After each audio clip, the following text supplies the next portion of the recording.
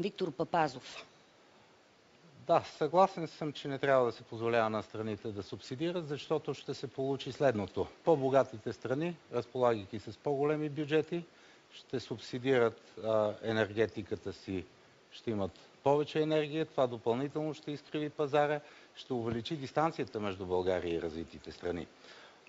Като частни проекти, разбира се, който иска, като ясен бизнес план, като ясни показатели, нека да го развива. Всяко едно субсидиране на една или друга индустрия в края на краищата изкривява пазара. Има места, където пазара би трябвало да е водещ. Ние видяхме какво се случи с някои от видовете възобновяеми енергийни източници. Вместо в 2020 година да построиме определено количество възобновяеми източници, ние ги построихме само за 1 или за 2 години. В момента береме горчивите плодове на една такава субсидия. Тъй, че моят отговор е не, не бива. Добре, благодаря ви.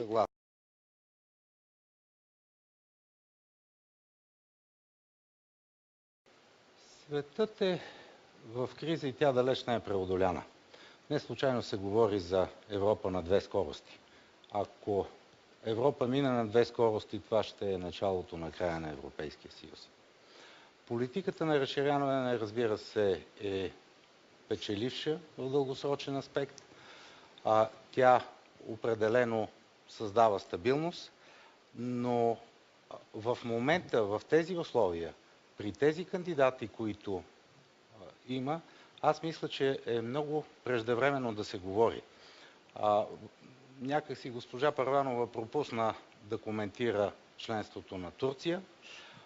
Разбира се, сигурно процесът ще продължи в бъдеще, но при тези условия, при тази ситуация, които са отношенията с Турция, с Македония, която не зачита историята ни, аз мисля, че в момента този процес трябва да бъде, как да кажа, поставен в пауза. От тази гледна точка, според мен, в момента на този етап е разумно да не приема нови членове, докато не се изчистят всички висящи въпроси, така както ние затворихме всички глави в своето време. За това ще гласувам съгласен. Благодаря ви. Мога да изразят мнение сега, обаче да чуем това на господин Папазов. Заповядайте. Първо искам да декларирам, че аз нямам нищо напротив сексуалната ориентация на един или друг човек. Това е нещо интимно, лично и в края на краищата касае него и партньора му. Така зададен въпроса, тази тема не е тема на Европейския съюз. Европейския съюз нито има, нито трябва да има правомощия в тази област.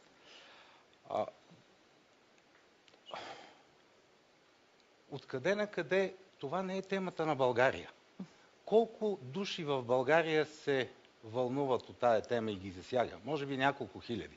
Големите теми на България са, да кажем, 320 хиляди онкоболни, половин милион безработни, мизерия, безработица. Това са темите. И ние вместо да коментираме теми как Европейския съюз да помогне за решаване на големите проблеми на България, нали, затова направихме всички жертви, затваряхме ядрени реактори, какви ли не регулации приехме. И дайте това да коментираме. Ние коментираме трябва ли да признаваме еднополови бракове или не. Аз съм сигурен, че никой няма нищо против гейовете. В края на краищата това си е тяхна работа. Но Европейския съюз никога не си е поставил за цел да регулира подобни неща и няма и място. Ние сме различни като култури. И в края на краищата Европейския съюз, нали не е съюз, който трябва да унифицира и културните ни ценности? Подменяме въпросите. Извинявам се, те са широко спектърни, така да кажем. Това е въпрос на вътрешна политика на всяка една страна, съобразно нейните културни традиции и ценности. Добре, благодаря ви. Само да ви помоля да маркирате отговора. Благодаря. Правилата за приемане на бежанци безусловно трябва да се уеднакват навсякъде, защото Бежанците така избират това, което им е удобно на тях. И когато има различие в правилата за приемане на бежанци, нормално е те да избират страна или дестинация, където им е по-удобно да влезат в Европейския съюз. На всичкото отгоре много от така наречените бежанци, всъщност те не са бежанци от война или от преследване, а това са чисто икономически емигранти. Въпросът опира до това какво се прави, колко бързо обработват документите и им се дава статут на бежанец, защото би трябвало след като получи статут на бежанец съответният човек да може да се движи свободно из Европейския съюз. Второто нещо, за което искам да говоря, вече се спомена, уж основната ценност на Европейския съюз е солидарността. В случая Европейския съюз някакси не е солидарен с България. Ние сме една бедна страна и не е никак солидарно да ни товарят с издръжката на тези бежанци. Независимо дали са икономически емигранти или не. Освен това, в допълнение смятам, че трябва така наречените гранични страни, които са по периферията и през тях първо влизат подобни бежанци, за тях да има специално повече средства. Добре, благодаря ви. Да маркирате. Съгласен. Господин Стоянов. На коя позиция в тази тема? Аз си мисля, че тези въпроси умишлено са направени така, че България да се смени с която и да е страна в Европейския съюз. Наивно е да се мисли, че ако в Европейския съюз има решение и единомислие за санкции, България може да ги спре. Всъщност България трябва да подкрепи създаване на енергиен... Защо да е наивно? Всяка страна член има право на вето. Но на практика това не може да се случи. По-скоро този въпрос е формулиран за по-големите страни. Това, което България трябва да направи, е да подкрепи създаването на енергиен съюз в Европа. Така, че газта да тече из цяла Европа, да подкрепи създаването на интерконекторни връзки с Гърция, с Румъния. Когато въпросът не е само да диверсифицираме тръбата, а и източниците. Ако това успеем да направим, нещата ще бъдат, сигурен съм, по-добри. В този случай този въпрос не ми се струва вярно и добре зададен и за това аз гласувам с неутрален. Не разбирам, не вярвате в това, че страната ни би някога се възползвала от правото на вето или смятате, че в този случай това би бил грешен ход? Не, друго имах предвид. Става въпрос за нещо друго. България няма силата в Европейския съюз, за да наложи вето по един такъв въпрос. Когато на карта са заложени икономическите интереси на Германия, на Франция, на Великобритания, смятате ли, че нашето вето може да мине? Не работи така. Ако една страна не е съгласна, нищо не минава. Нищо не се случва. Точно така. Иска се на теория е точно така. На практика обаче сами знаете, че... Смятате, че това никога няма да се случи. Така ви разбирам. В този случай, по този начин зададен въпроса, смятам, че не е коректен. Господин Стоянов. Европейски съюз, за да работят парите там, където са нужни, а не където се твърди, че ще имат някакво... Добре, благодаря ви, ама няма време. Моля ви, кажете ми просто колко време държавата не го спазва и по съдилищата и не функционира, то е безсмислено. Не мога да взема думата от дамите.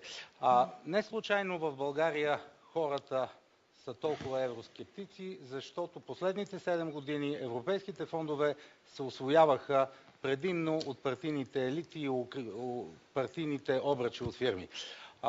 Господин Димитров спомена името ми, аз мисля, че и той, и някои видни членове на неговата партия имат много опит в това. Нормално е хората да са недоволни. Аз мятам, че непременно трябва да има такъв механизъм. Да, едно такова наказание, спиране на фондовете ще е болезнено, но това е наказание към правителствата. Да, това е наказание и за хората, за общините, но хората, ние трябва да се научим да наказваме крадливите си политици. Трябва да се научим да ги сваляме от власт, когато крадат и не се грижат за нас. И аз съм поел ангажимент да направя този, ако бъда избран в Европейския парламент, да направя този процес прозрачен и да се вижда поименно не само при кого отиват, а какви са връзките на съответния човек със съответната партия, дали ще е секретарка на министър, примерно на земеделието, или негова пиарка. Това всичко трябва да излезе. Трябва да се сложи вече най-сетне край на корупцията и на безобразията. 7 години сме в Европа, все едно нищо не сме научили. Благодаря ви, маркирайте, моля ви, отговор. Право на отговор, споменато името.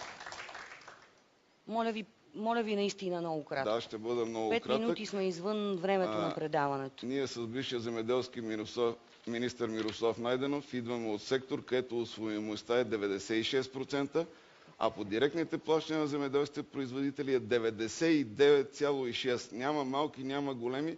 На всички е платено и на всички се плащаше на точната дата. 80% от субсидиите отиват в 3% от хората. Поименно можем сигурно да ги този, изброим който е заявил след като са 99,6, аз за това съм за европейска реформа, да не са възможни тези практики. Добре. Светомир Стоянов. Мнозина хора казват, че не се интересуват от политика и няма да гласуват. Но ако не гласуват и седат безучастни, няма как да се променят нещата. Трябва да се обединим и да променим нещата. Аз съм Виктор Папазов, независим кандидат. Гласувайте с бюлетина номер 16.